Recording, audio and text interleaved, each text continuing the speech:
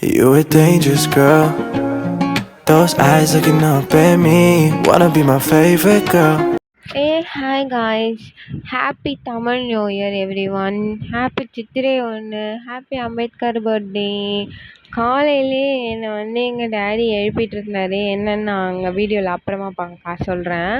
காலையில் வந்து இன்றைக்கும் வந்து வழக்கம் போல் பாலை வந்து நம்ம பொங்க விட்டாச்சு. சரி விடுங்க, பால் பொங்கினா என்ன, நம்ம போய் காப்பியை குடிப்போம் அப்படின்னு சொல்லி நானும் ஒரு பக்கம் வந்து குடிக்க ஆரம்பித்து விட்டேன். குடித்து முடித்து ரெடி ஆகிவிட்டு இப்போ நம்ம ரெடி ஆயிட்டோம். இந்த ரெடி ஆயிட்டு நம்ம எங்கே போகிறோம் அப்படின்னு சொல்லி பார்த்தீங்கன்னா, என்னோட தந்தை வந்து காலையிலே எனக்கு வந்து அப்பாயின்மெண்ட் ஷீட் வாங்கிட்டாரு. இன்னைக்கு நீ எங்கேயும் போகக்கூடாது, என் கூட தான் வரணும் அப்படின்னு சொல்லி. சரி ஓகே, வரணும் தானே அப்படின்னு சொல்லி எழுப்பி விட்டு காஃபிலாம் குடிச்சிட்டு நம்ம ரெடி ஆயிட்டோம். ரெடி ஆகிட்டு எல்லாத்தையும் வந்து அப்பிக்கொண்டு நம்ம செல்வோம் என்று நானும் சிறிது நேரத்தில் வெயில் வேறு அடிக்குது, எப்படியோ ஏதோ ஆகிடும், அதனால எல்லாத்தையும் போட்டுப்போம் அப்படின்னு சொல்லிட்டு ட்ரெஸ் எல்லாம் போட்டுட்டு நான் வந்து ரெடி ஆகி கிளம்ப ஆரம்பிச்சிட்டேன். அப்படி நம்ம கிளம்பி எங்கே தான் போகிறோம் அப்படின்னு சொல்லி நீங்கள் பார்த்தீங்கன்னா வாங்க சொல்கிறேன். Happy Tamil new year everyone. நம்ம வந்து இன்னைக்கு காலையில் ரெடி ஆயிடுச்சு. நம்ம இப்போ கோவிலுக்கு தான் போகிறோம். கோவிலுக்கு போயிட்டு வந்து விலாக் மேக் பண்ணுவோம். பாய் பாய். நம்ம வந்து இப்போ பாரிஸில் இருக்க முருகன் கோயிலுக்கு தான் போகிறோம். ஆனால் முருகன் கோயில் போகிறோம்னு சொல்லி நம்ம கிளம்பல. நம்ம வந்து முதல்ல வண்டிக்கு வந்து உணவு அளித்து விடுவோம் அப்படின்னு சொல்லிட்டு வந்துட்டோம். வண்டி வந்து ரொம்ப நாளாக சாப்பிடாம இருக்குது. சாப்பிடாம இருந்தால் வண்டி எடுக்கிறதும் இல்லை, அதனால நான் சாப்பாடை கொடுக்கறது இல்லை. எடுக்கலன்ட்டு நீ சாப்பாடு கொடுக்காம இருந்தால் அது சும்மா இருக்குமா, சும்மா இருக்காது. அதனால அது கத்த ஆரம்பிச்சிச்சு. சரி ஓகேவா, சாப்பாடு தரேன், சாப்பாடு கொடுக்க ஆரம்பிச்சிட்டேன். பாரிஸில் இருக்க முருகர் கோயில் போனோம். அங்கே ஃபுல்லாக ஆல்ட்ரேஷன் ஒர்க் போயிட்டுருக்கு போல். அது தெரியல எங்களுக்கு. தெரியாமல் நானும் போயிட்டோம். பட் ஆல்ட்ரேஷன் ஒர்க் போயிட்டு இருந்தாலுமே அங்கே கூட்டத்தை நீங்கள் பார்க்கணுமே, நல்ல கூட்டமாக இருந்தது. முருகர் வந்து நிறைய பேருக்கு எல்லாமே கொடுத்துட்றாரு போல். எல்லோரும் முருகர் கோயிலுக்கு வரீங்க.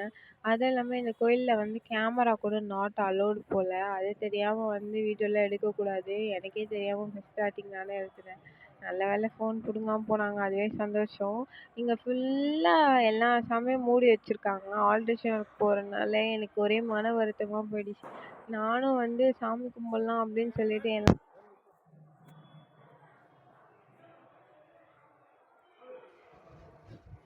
இருக்கீங்க அப்படின்னு பார்த்தா எல்லா சாமியும் மூடி வச்சிட்டாங்க. சரி ஓகே, பக்கத்தில் இருக்க அப்படியே காளிகாம்பாள் கோயிலுக்கு போயிட்டு வந்துடுவோம் அப்படின்னு சொல்லிட்டு கோயிலுக்கு போனோம். அங்கே வந்து ஒரே தடபுடலான சமையலாக இருந்துச்சு. மேபி அன்னதானம் இருக்கும் போல் மத்தியானம், எனக்கு தெரியல. நாம் போய் சாமியை கும்பிடுவோம் அப்படின்னு சொல்லி போயிருந்தேன். இங்கேயுமே வந்து ஃபோன் நாட் அலோடு போல். எல்லாம் கவனமாக கோயிலுக்கு போங்க, ஃபோனை பிடிச்சி வச்சுடுவாங்க.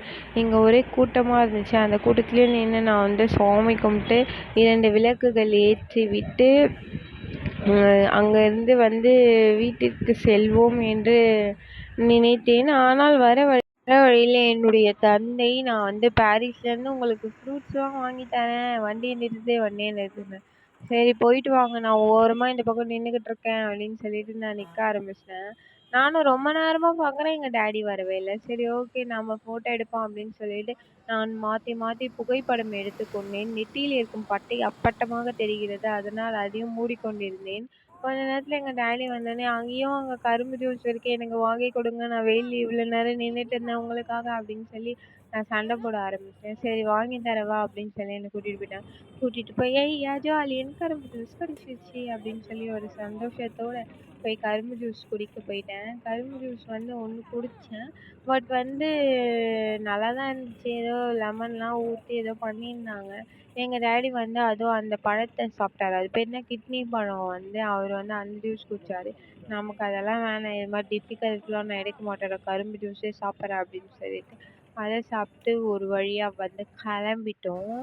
கிளம்பி திருப்பி எங்கே நடையும் நடந்து போகிறேன் அப்படின்னு சொல்லி பார்த்தீங்கன்னா, எங்கள் அப்பா அங்கே வந்து என்ன மார்க்கெட் கூட்டின்னு போயிட்டாரு.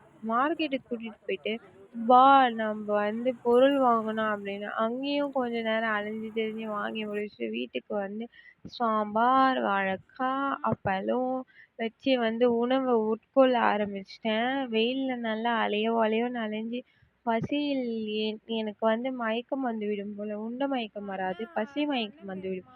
அப்படி ஒரு ஒரு இதில் இருந்துச்சு. தென் வந்து சாப்பிட்டெல்லாம் முடிச்சதுக்கு அப்புறம் எங்க வீட்டில் வந்து பாயாசம் செய்தார்கள். இன்னைக்கு வந்து இனிய நாளாம்.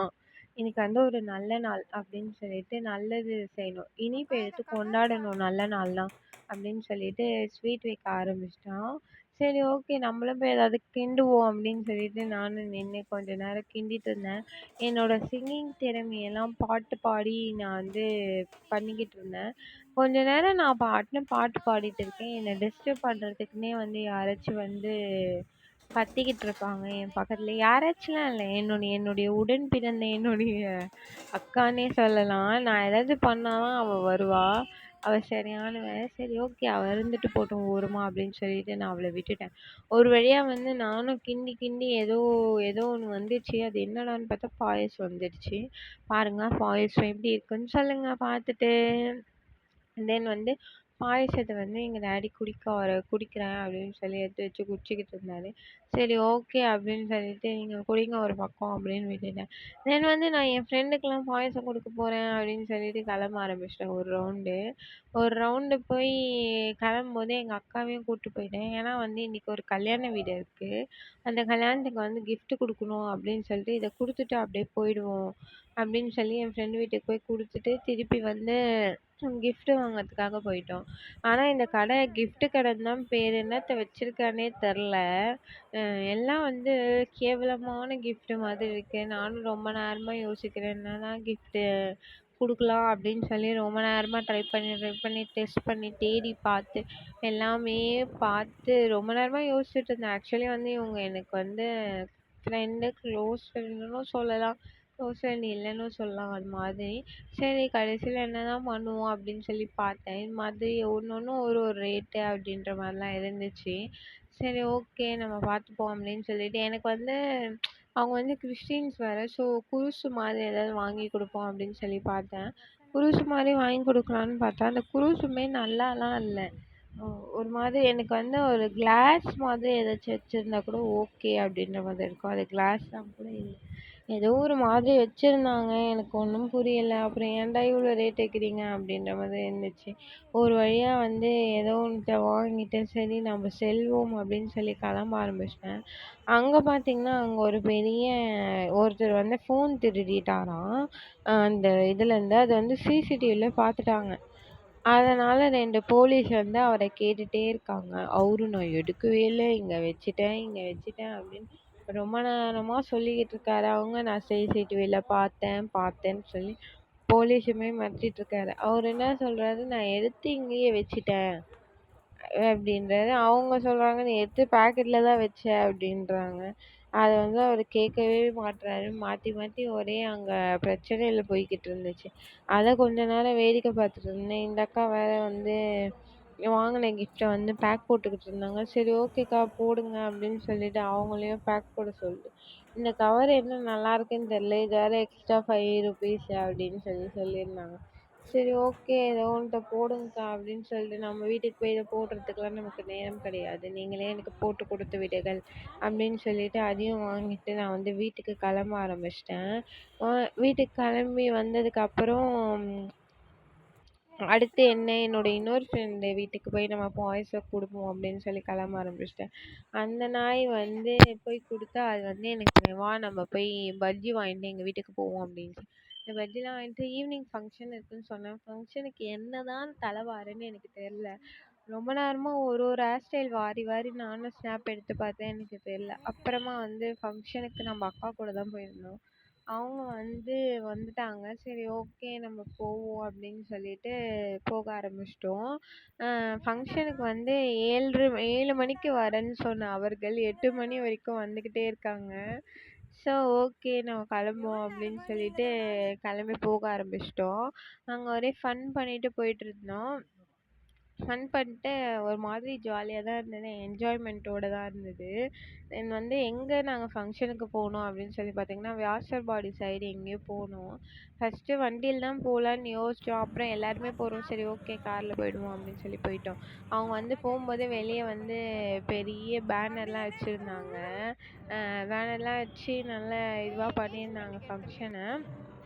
தென் வந்து ஃபங்க்ஷனில் அவ்வளோவா கூட்டம்லாம் இல்லை. கூட்டம்லாம் இல்லாமல் ஓரளவுக்கு வந்து இதுவாக வச்சுருந்தாங்க.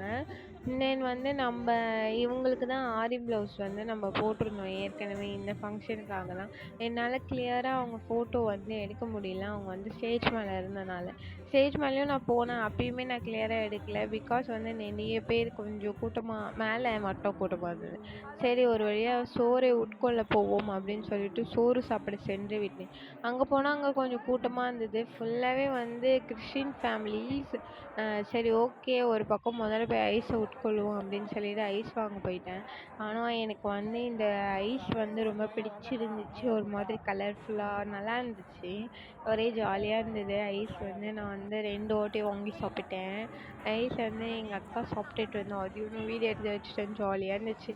அப்புறம் ஒரு பக்கம் வந்து பந்திக்கு உட்கார ஆரம்பிச்சாச்சு. அவள் வந்து என்னோட வீடியோ கூட கண்டுக்காம சோறு சாப்பிட்டு ஐஸ் சாப்பிட்டுக்கிட்டு இருக்கா.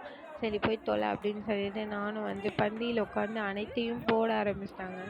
அனைத்தையும் போட்டோன்னே எனக்கு ஒரே ஜாலி ஆயிடுச்சு. ஜாலி ஆகிட்டு ஒரு வழியாக வந்து இன்னைக்கு ஒரு புடி அப்படின்னு சொல்லிட்டு நான் சாப்பிட ஆரம்பிச்சிட்டேன். சாப்பிட்டு முடிச்சிட்டு எழுந்து வீட்டுக்கு வந்து அதுதான் இன்னைக்கு. ஆனால் உண்மையாக சொன்னால் பிரியாணியுமே நல்லா தான் இருந்தது. சிக்கன் 65 எல்லாமே நல்லா தான் இருந்தது. நல்லா பண்ணியிருந்தாங்க. இன்னைக்கு ஒரு புடி அப்படின்னு சொல்லி முடிச்சிட்டு வீட்டுக்கு வந்து அவ்வளோதான் உறங்க ஆரம்பித்து விட்டேன். நல்லா சாப்பிட்டாச்சு. தென் உறக்கம் தான். பாய் பாய். நெக்ஸ்ட் வீடியோ மீட் பண்ண வீடியோ பிடிச்சா லைக் கமெண்ட் ஷேர் பண்ணுங்கள். பாய் பாய்.